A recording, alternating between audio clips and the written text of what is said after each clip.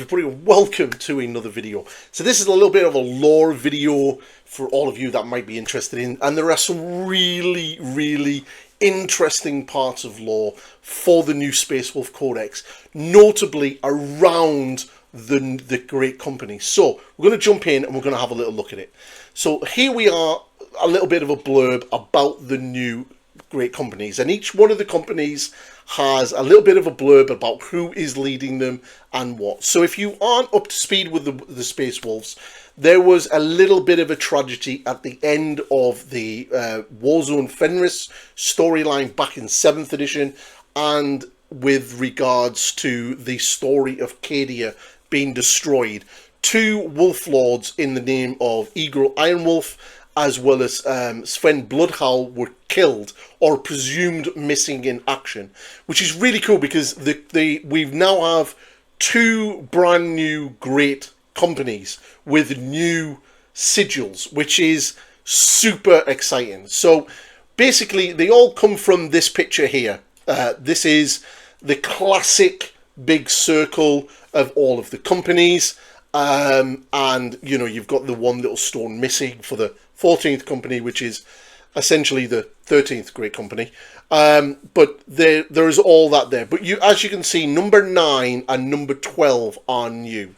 So you've got here, number 1 is the wolf that stalks between the stars.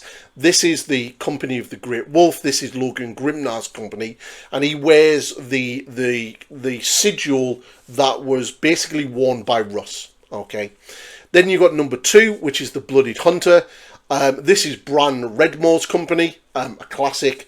Then you've got the Sea Wolf on number 3, which is Angry Krakendoom, which is the Sea Wolves. They're mentioned in the lore of having a lot of darker skin. This is the reason why people are freaking out, because they see the design studio paintings wolves with the darker skin, but this is essentially where those guys come from. They come from some of what of the sort of the equator regions of Fenris, which obviously have a darker skin tone.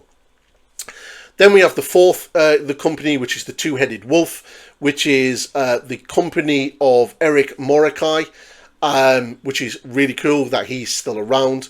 Then number 5 is the Wolf of the Red Moon, which is Gunnar Redmoon. He is still around. And then we get to start to see some of the newer ones. So we've got number 6, which is the Night Runner, which is the great company of, where is his name? Oh no, so the Night Runner is Logan Grimnar's company. Okay, cool. That's really cool. I was a bit confused there. So yeah, Logan Grimnar is number 6, the Night Runner. Although he would wear the actual number 1. Then you got number 7, which is the Ravaging Jaw, which is Harold Deathwolf's great company, which is the company with all of Thunderwolf cavalry. Then you've got number 8, which is Drekken the Thunderwolf, one of the coolest Wolf Lords if you ever read some of the novels, which is Bjorn Stormwolf. He's a massive dude in Terminator armor and just giggles and laughs all the time and finds fighting really good. I'm a big fan of Bjorn the Stormwolf. Then you've got one of the new companies, which is the Spirit Wolves. So the Spirit Wolves is believed to guard the souls of the dead, yet his sigil has since come to be seen as an ill omen.